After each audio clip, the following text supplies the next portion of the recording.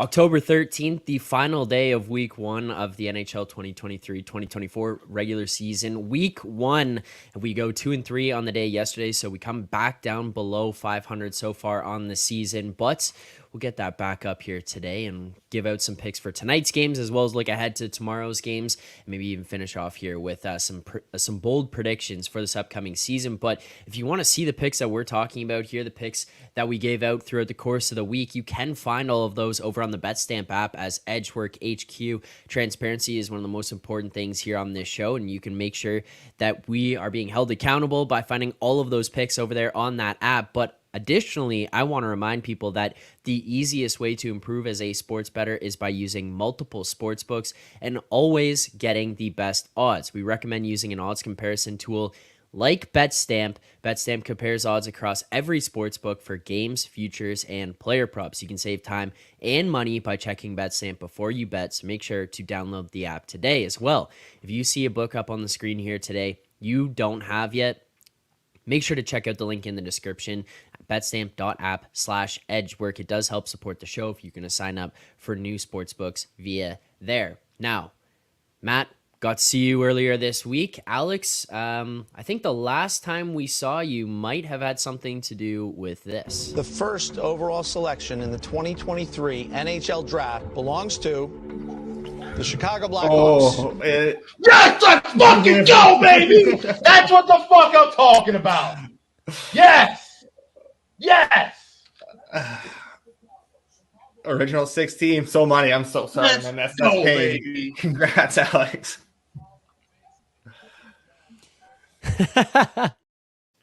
All right, well, there you go. You get to see your reaction to getting Connor Bedard.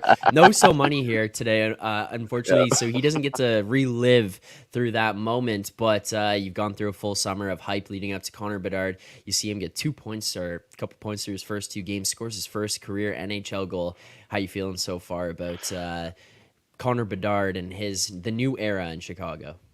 So far, so good. I mean, they're 1-1 with him, and you look at just how the team just plays with so much more energy, right? Like, this isn't that much better of a team from last year, okay? And the Hawks were dreadful last year, but just the energy and buzz that's surrounding it's not like a negative or a takeaway from the rest of the team. Everybody's just feeding off of it right now. You see how their power play is moving. Everything just moves a little bit better when number 98's on the ice for the Chicago Blackhawks, and that's the whole point of when you draft somebody who's a number 1 overall pick. You don't see that with a lot of teams. A couple of teams that are trying to wait for some number 1 picks to come through. I think Matt knows the team that I'm talking about. And it's you get so built up over these top picks, and but you just at the same time we all have to understand that they're young rookies. They're going to make mistakes. They're going to develop, and things are going to take time. It's not going to happen overnight. And so to see him going through what seemed to be very minimal growing pains through the first 2 games, it's been great, and it's been refreshing. And I think most of the Hawks Nation are pretty happy with their team so far. Yeah, fair enough. Well, I mean, I wanted to give you an opportunity to relive that moment. Being on the stream was pretty exciting, especially alongside Moretto and So Money, who both sat there feeling as though they had an opportunity to get Connor Bedard, and then you just immediately see it ripped away from them. But let's get into some of the games from last night. So, Matt, we'll go to you first here. We didn't get to hear from you in terms of thoughts of last night's games. So kind of any takeaways that you had from what we saw on the ice last night? Yeah, the Rangers are going to go 98-0, not lose a single game all the way to the Cup. No, in all seriousness, it was about as good of an opening night as you could have possibly hoped for. Certainly some new line combinations, putting Lafreniere up with Panarin and Hedl. They scored the first goal of the game. I think you could not have handpicked a better combination to have the first goal of the season than Lafreniere from Panarin. Igor looked pretty good. The penalty kill looked great. Obviously, Kreider got the shorthanded goal in the third. It was certainly a great night for the Rangers. Buffalo, on the other hand, looked a bit sloppy. They looked like you would expect a young team to look a lot of times. But no, it was a great night there. That said, did not win the bet on Columbus, but we don't really need to talk about that because of how good the Rangers looked. Yeah, fair enough. We could just gloss over that one because the Rangers were so good. And I mean, so money now 1-0. 100% ROI. He hasn't even made an appearance on the show, but his guest pick yesterday from afar so that he submits goes 1-0. So, I mean, good stuff there from So Money. I'm sure he'll be happy once he gets back to keep things rolling, or he's just going to retire and we're never going to see him again. It's going to go one way or the other. Now, Alex, anything from you that you've seen even over the past couple of days? Because this is the first time we're seeing you on the show so far this week. Where are you kind of at in terms of the games that you've seen? Any major takeaways for you so far? Well, I mean, a great lead in talking about the Rangers that I mentioned about number one draft picks. Lafreniere scoring that first goal. That's got to be a great feeling for him because for him and Capo Caco, these are make or break years. Everybody's expecting these guys to produce some way more than they have, and so to get that monkey off your back, be the first goal for the new season. I think that's probably making me a good omen. Like I said, putting him on the line with Panarin, another guy who we know he has all the talent in the world, but he just needs those pieces around him to really gel together, and it takes time with him. I think he's not a guy who can plug and play into every spot as good as he is.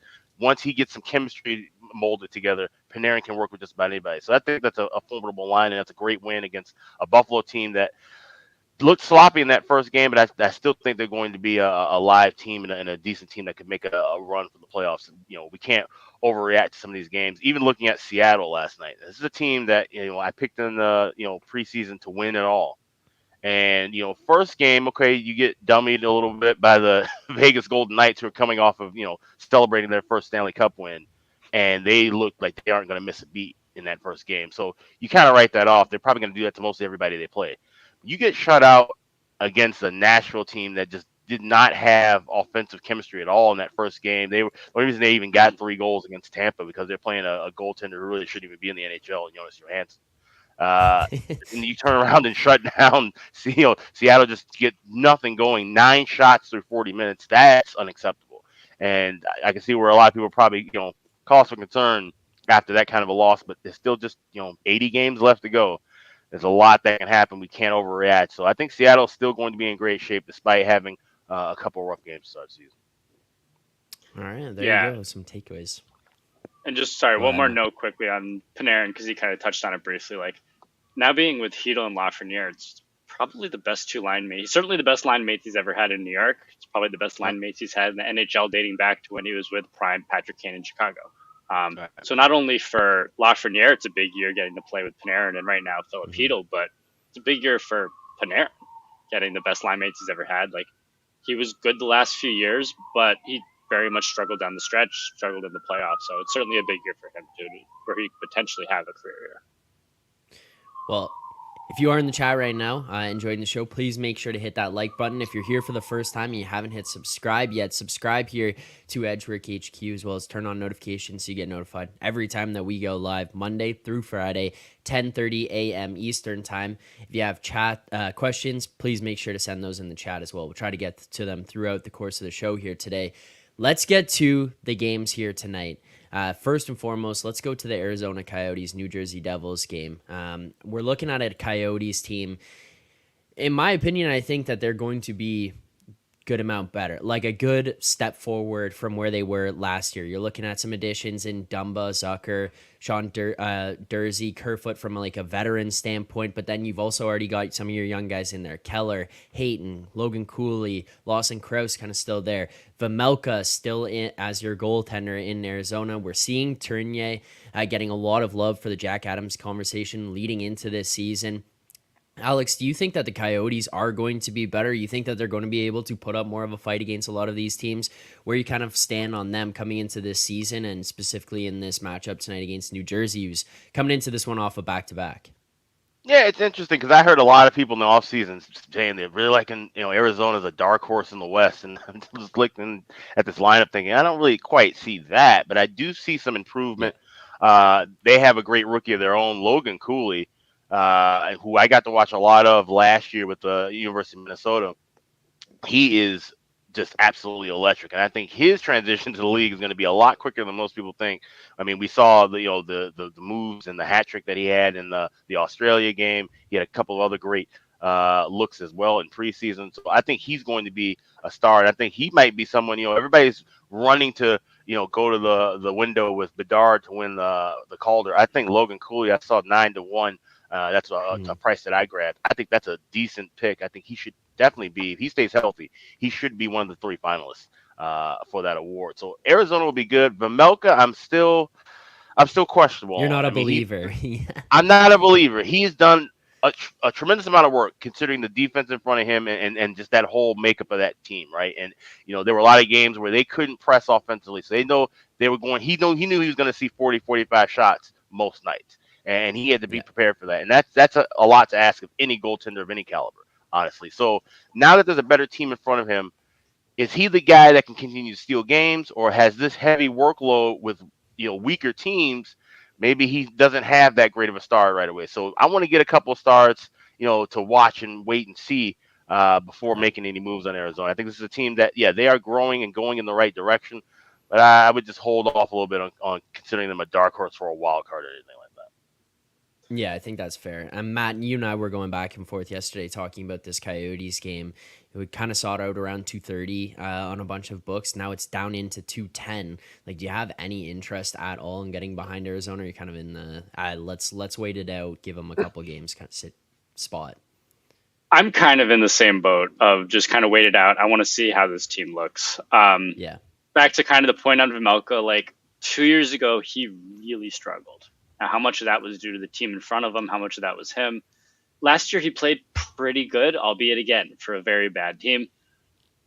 I don't know what he is. He could actually be a relatively good goalie. I know we get a positive goals saved above expected last year for, again, a very bad team. They got some offseason additions come in. Like, this should be the best team that's been in front of him by a pretty wide margin. That said, it is still a very young team. They're working in a lot of new players. Obviously, they brought in some veterans in the offseason as well.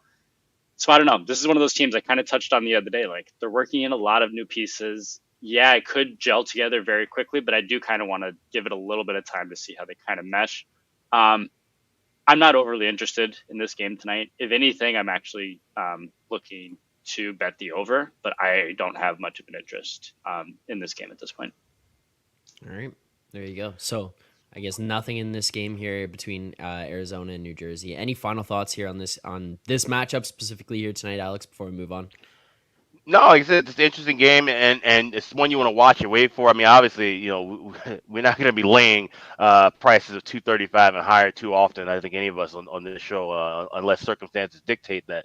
And if you like Arizona, you think they're going to be one of these dark horse teams, and you're getting a great price between plus 195 and 210, as you see on the Edgework screen right there. This is a good spot to get them, because if they are going to be as good as advertised, or as good as a lot of people think, you won't be getting a lot of plus 210s, plus 200s, plus 190s early in the year with this team. I think the books will make a quicker adjustment than they will with some others. All right, well, we'll move on from this game here. Again, if people have questions in the chat, make sure to send them over. We'll get to those throughout the course of the show here today. But final game here for tonight, only 2 on this Friday. We're going to get the battle of Pittsburgh and Washington. Washington currently sitting plus 107. You see Pittsburgh minus 118. Now, you obviously do have to shop around for some of these prices to make sure you're getting the best price, and you can do that using the BetStamp app, so make sure to head over there to Line Shop. And if you don't have some of these sports books that you're looking at on screen, betstamp.app/edgework. But, Matt, you do have a look in this game here tonight that you have some interest in. Which side would you be looking to back, and why is that? Yeah, I played the Capitals here. I think they're generally being underrated by the market at this point. I actually thought they may open as a small favorite around the minus 110 or so range, minus 115.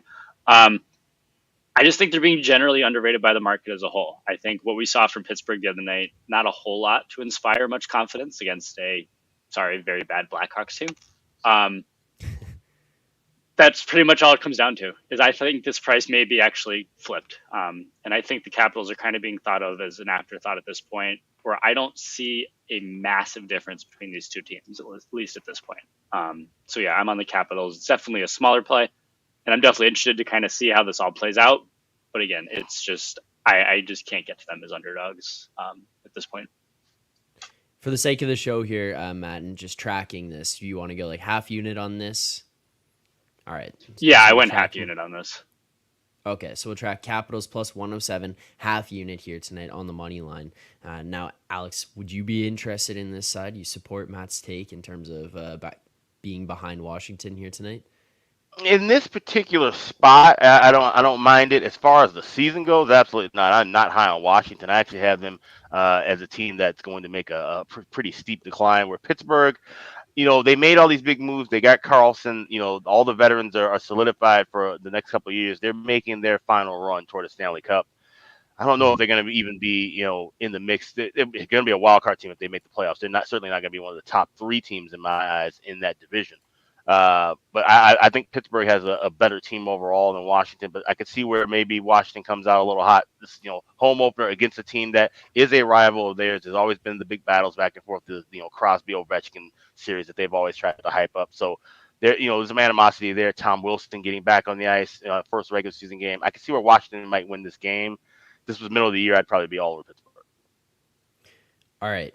Now, there you go. Those are our games for today. We do have one official pick. I'll recap everything at the very end as well, as always.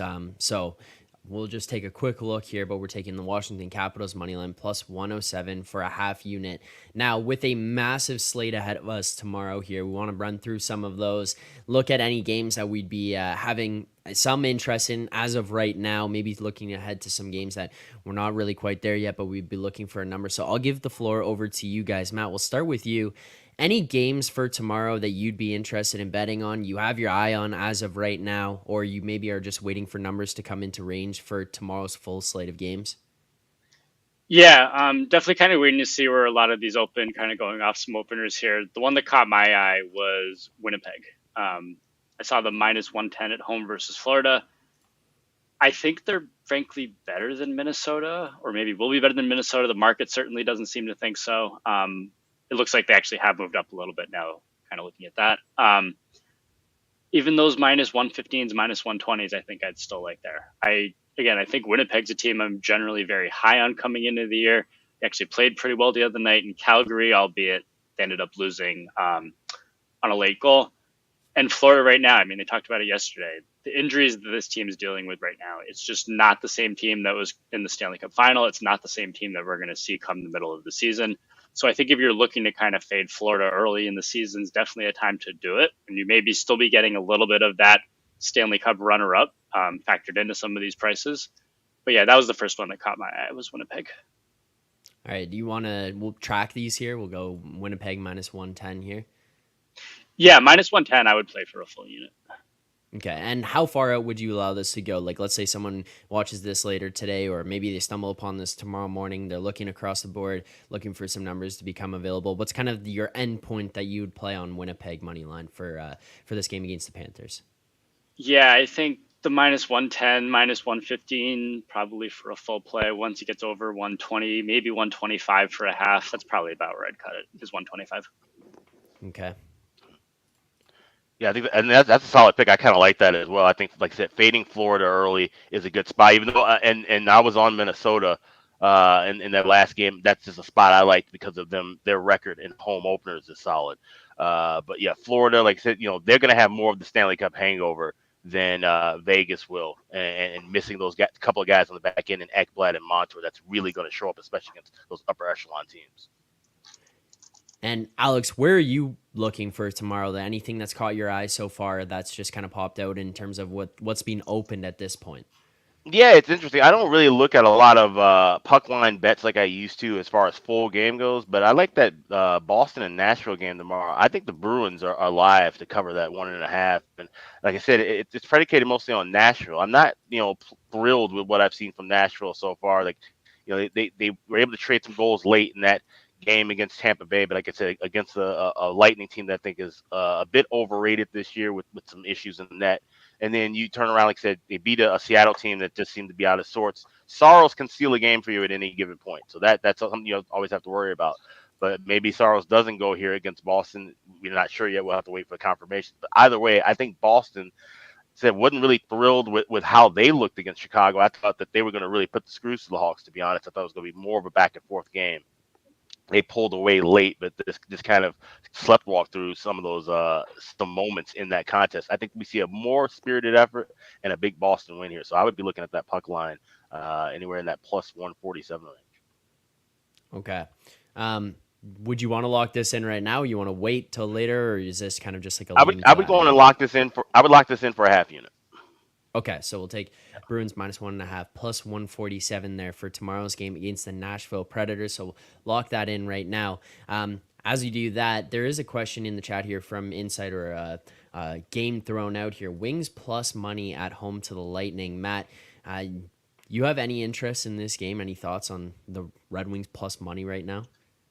Yeah, so it's funny. So I know we were kind of talking offline yesterday, and I kind of made a case for the Red Wings. I actually ended up playing the Red Wings last night, both puck line and the money line against the Devils. I thought they actually looked pretty good for a portion of that game. They got killed by Jack Hughes, obviously a couple power play goals in there, but for the most part, they hung with them for a lot of the game. I think I'm on an island here, but I'm very high on the Red Wings, I think, going into this year compared to the market.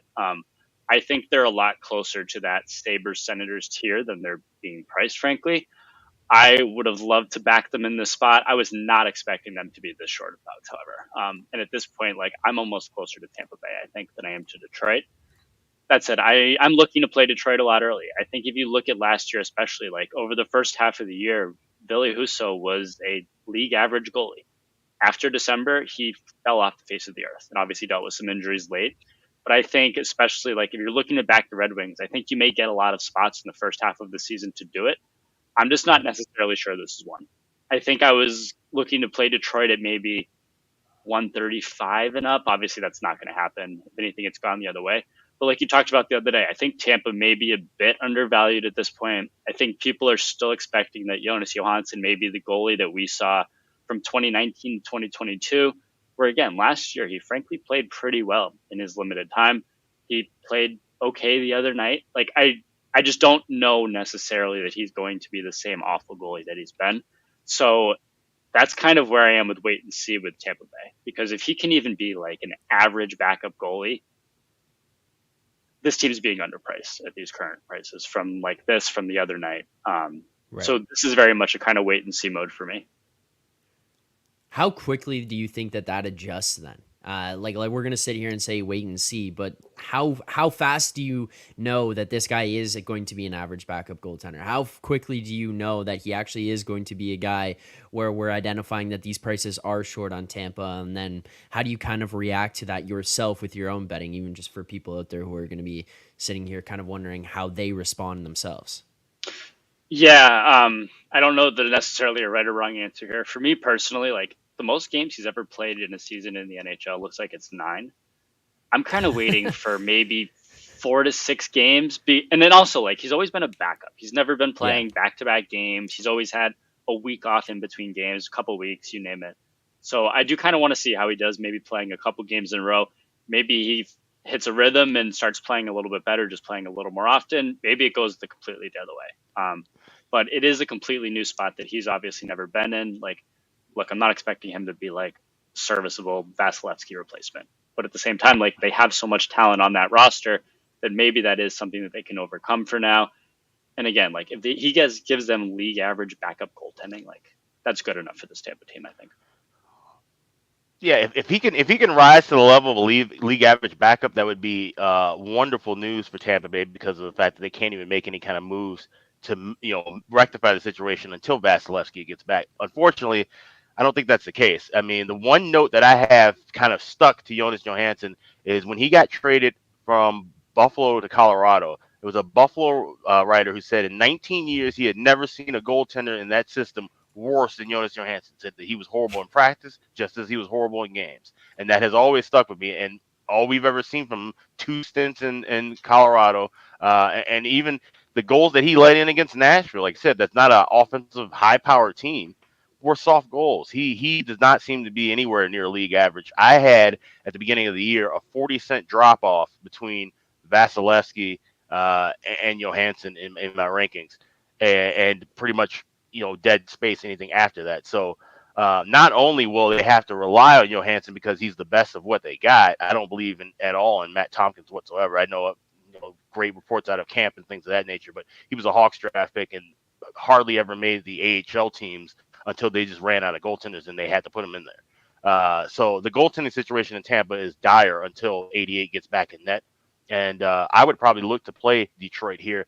Tampa Bay has owned Detroit over the years too. It's like 26-7 going back, all these different years. They had playoff battles and they were, back and forth. Other than that, most of the regular season matchups have been all predicated toward the Bolts. This is a much better Detroit team, as Matt mentioned. And I think this is a much weaker Tampa Bay team. I think the Tampa Bay team more than likely misses the playoffs because, like I said, you're talking about 25, 30 games without Vasilevsky. That's a tough deal to ask for, especially when you don't have even an average goaltender in net on a given night. So you don't have anyone to steal you games. Your defense has to steal you games. Now, if you start working Hedman and Sergachev and that blue line out when Vasilevsky gets back and he's not ready, you're still screwed. So Tampa Bay is in a world of trouble, and even at a shorter price, yeah, I'd love to get plus 120 or 125. I'd go with Detroit in that game at home. All right. Well, there's some thoughts on tomorrow's game. We'll leave it off of the best bet board here for tomorrow. But continuing on, another game that I see come up here in the chat, Luke Goder's asking thoughts on Canes minus 120 tomorrow night. We see the Canes beat the Senators the other night 5-3. You're going to roll into this game here tomorrow at LA, currently sitting minus 118, even best price out there. The Kings plus 108. Where do you guys kind of stand on this Canes team and where they're at, how they're built right now, especially even going in at this price against the Kings tomorrow night there, Matt? Yeah, I think I lean to the Canes here. I know personally I'm a little low on the Kings. We kind of talked about it the other night. Again, you're working in a big piece like Dubois. It's going to take a little time. Certainly not a player I'm high on as a whole, so that doesn't necessarily help. The Canes are an elite team, and I think anytime you can kind of get a price like this, minus 120, not on short rest or anything, it's certainly appealing. Again, I just don't really know what to make of the Kings quite yet. I think they actually looked relatively good at 5-on-5 the other night. They went against Colorado, who's obviously very elite themselves. But no, I can certainly get behind Canes at minus 118, minus 120 here. Yeah. Alex, any thoughts from you on this one? I'd look at Carolina, 8-1 the last 9 meetings. That's something to kind of take into note when you have these cross-conference matchups. Usually it's predicated on maybe, starting of a road trip or middle of a road trip when you're talking about cross-country in this situation.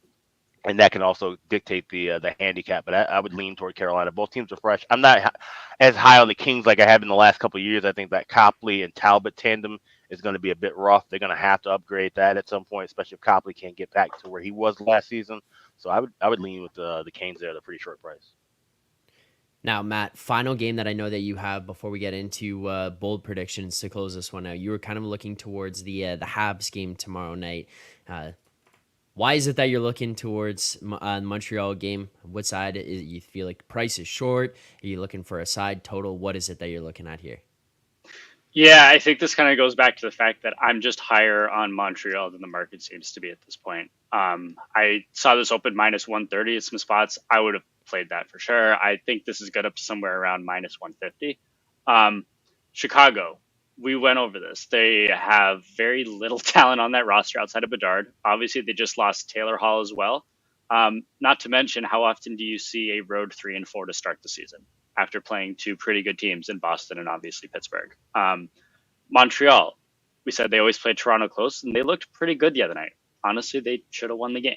I'm so much higher on Montreal than the market seems to be. I'm happy to lay. I see minus 130 best price, a lot of minus 135 now. I'm happy to lay that against a Chicago team that frankly has been carried by Mrazek and I don't even remember the name of the backup goalie that played the other night against Boston. Soderblom, that both played terrific, but that's just not going to last. And this team is going to get probably peppered all year defensively. And Montreal, like I said, I'm high on Montreal. So that's certainly the side I'd be looking to here. All right. Lock that in there. Now, Alex, this is facing your Hawks. Your thoughts on this?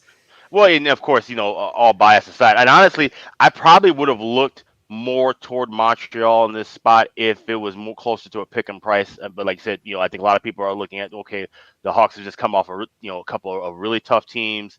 And like I said, losing Taylor Hall, so that makes sense money coming in on Montreal. But I'm not trusting the Habs that much Their goaltending situation is not that great either. Montembeault has certainly made big strides. I just don't know if he's ready to be that full number one guy. He played a lot of minutes last year. I just want to see how fresh he looks now. Jake Allen is certainly not that guy. His St. Louis days are well past him. I wouldn't be shocked at some point if he ends up getting moved or just outright waived if he can't figure his game out sooner than later. So Hawks have been pesky. Like I said, they're still a bad team. Yeah, but Mrazek has played well in his first game. Soderblom looked good in his first game. Those are things that will certainly not last. You just wonder if Mrazek can stay healthy, not only just as long playing the good or bad games every night.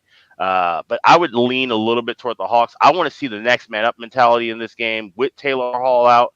I would love to see Connor Bedard. I thought he was going to get his first goal here in this spot going back, but he already got it in Boston. Let's see if we can get two here with this one.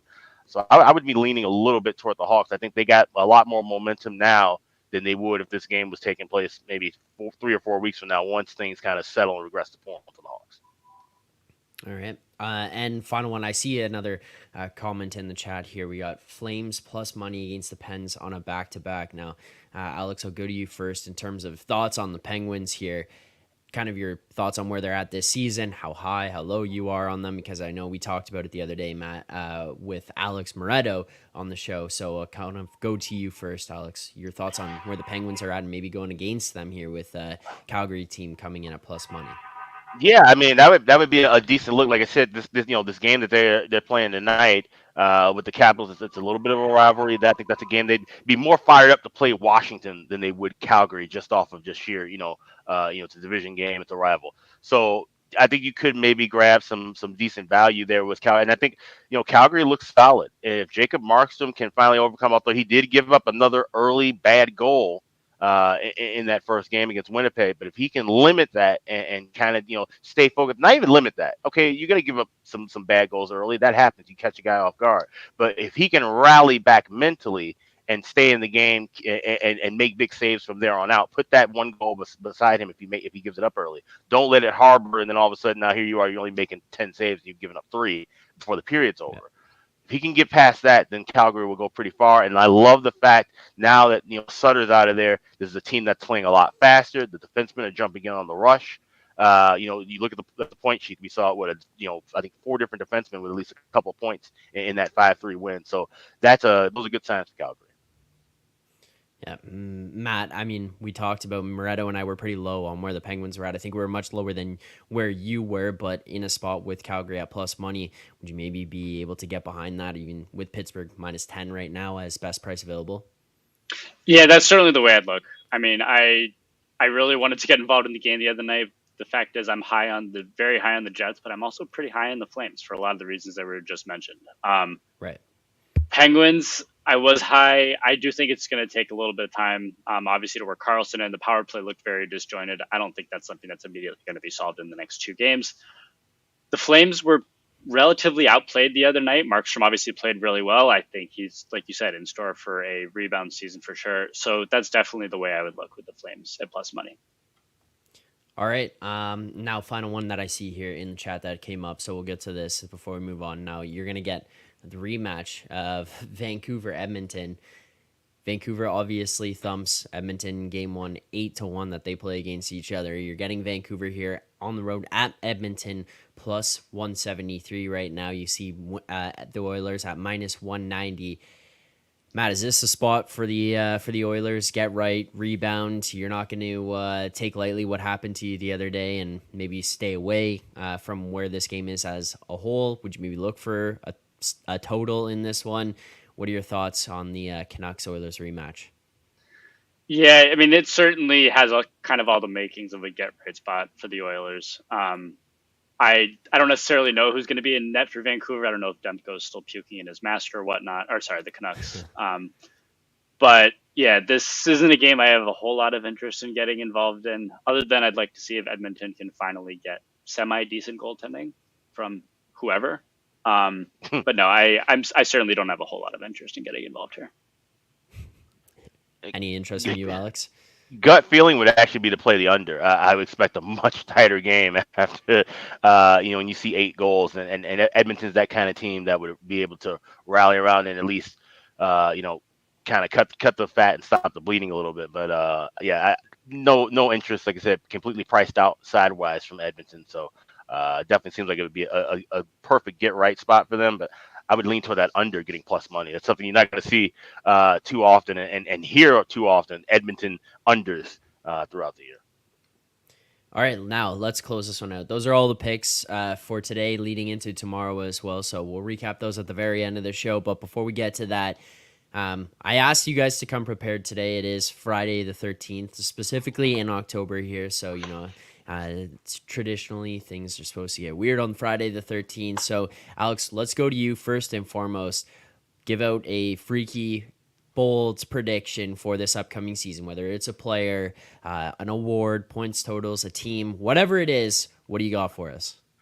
All right. Well, I'll give you a team look, and creepy things tend to happen at night, late at night. And most of the times, one of the teams you'll end up watching late at night, especially if you live in the East or Central time zones, is the San Jose Sharks.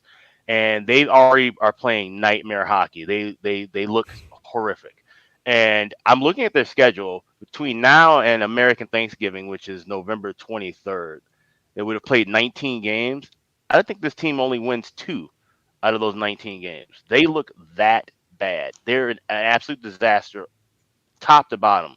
Their goaltending has to be the worst in the league. You got Kaapo Kakkonen, who is a cast off from Minnesota, who is basically an AHL starter at best. Mackenzie Blackwood, who just could not get his head on straight in New Jersey, and then when he did figure it out, he just constantly got hurt. So this is a team with no talent whatsoever, very little depth, and I'd be stunned if they were able to get more than 2 victories between now and November 23rd. Okay. Matt, the Rangers going 98-0. That's that's obviously the one you came out here with to start the show here today. But what do you got for us for your bold freaky prediction for this year? Yeah, 98-0. Panarin wins the Hart. Igor Vezina, Adam Fox, Norris again. All the works. They just clean up. Yeah.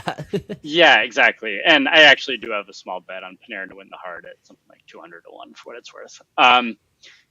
I don't think the Bruins make the playoffs. I've mentioned this a couple times. They've just lost so much up front. Their D looks great still. Obviously, they bring back Olmark, but I do expect some sort of regression from Olmark, who had the season of his career last year. Again, we talked about Pasternak scored 60. He's an elite player. It is very hard to do that in back-to-back years. They're not going to have a whole lot of ammo to go out and make acquisitions at the trade deadline either. They don't have a pick in the first 3 rounds this year. So I think this roster is not going to get a whole lot better over the course of the year. That said, they still have an elite top line. Their D looks great. Their goalie looks great. I just think there's so many other teams that are in that mix in the Eastern Conference, as we discussed, between Buffalo, between Ottawa, Pittsburgh, you name it. There's just so many other teams that could, I think, sneak by them. Yeah, it's plus money for a reason, but no, I have quite a bit on the Bruins to miss the playoffs, plus 300, plus 250 around there. I just think this team's going to struggle and be a lot closer to the team 2 years ago when they snuck in as a wild card team and lost to Carolina in round 1 than they will to a team that finished top of the division last year. Right. I was high on Boston regressing last year, and that just made me look like a fool. So I wish you luck, Matt, on that one.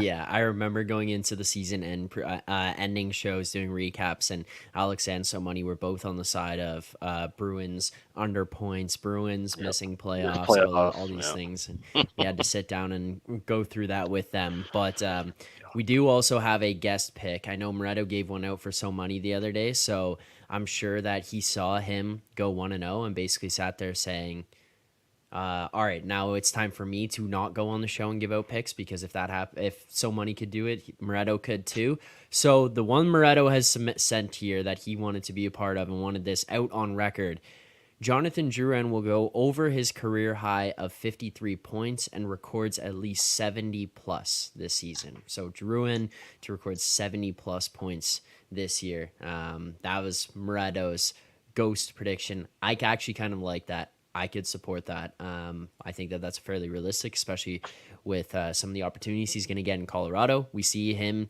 I mean, as much as you want to look into narratives, but you see him talking about the opportunity that he's getting. He doesn't want to waste this now going to Colorado. It's probably one of the best teams and groups that he's going to be playing with throughout his time in the NHL. It's one of those ones where, much like even I just would relate to like Bertuzzi gets that opportunity here with Matthews and Marner on the first line in Toronto. Like you want to take advantage of those when you get up there. You look at Lafreniere jumping in, getting the opportunity to play with Panarin. Like you don't want to let these pass you by. This could be an opportunity for Drouin here. So 70 plus, I like that. I do have one myself here. I'm going back. I'm going to the Leafs. That's where I know best. But I'm going with Austin Matthews is putting up 60 plus this season again. We saw him regress back down to 40 last year. That's I just think is going to be the very low end of where his scoring will be at through kind of the prime of his career when he has these down swings and down years. Obviously later on we'll probably see it drop below that, but for these slower years, 40. I think he's at least around a 50 goal guy each time. And the way that we saw him kind of come out in game 1 against Montreal, he scored 3 goals 3 different ways. I think that he took over the title in the NHL as the best goal scorer in the NHL right now. I think he deserves that over McDavid. And I know McDavid is capable of putting up a high number of points, but actual goal scoring, I think that title belongs to Austin Matthews. And I think he's putting up 60 plus this year. That's my prediction for this year. I do love you waiting until Matthews has a hat trick, Moretto waiting until Jordan gets a point in game 1, Alex waiting until the Sharks lose their first game, and I'm out here picking a team to miss the playoffs that won their first game, I think 4-1, 3-1 in the end. So love the start we're off to this year. I'm certainly the one out here looking like an idiot while you guys are like, oh, let's do this. Yeah. Well, there's our predictions. If you like them, make sure to like this stream. Subscribe here to the channel as well. If you're watching this back after, you can comment below and let us know your predictions. I'd be interested to read through some of those and hear those. But as always, if you do like the stream, make sure to like this stream, subscribe to the channel, and turn on notifications. As for what our picks are going into tonight and this weekend, quick recap here. We're looking at the Washington Capitals money line plus 107 for a half unit there. We're going to take the Winnipeg Jets minus 110 money line tomorrow night against the Florida Panthers for a full unit. The Boston Bruins puck line minus 1.5 plus 147 against the Nashville Predators, half unit there. And finally, the Montreal Canadiens money line minus 130 for a full unit against the Chicago Blackhawks. So quickly there, Capitals money line plus 107, half unit. Jets money line minus 110, full unit. Bruins puck line plus 147, half unit. And then finally, Montreal Canadiens money line, full unit there. So those are our picks.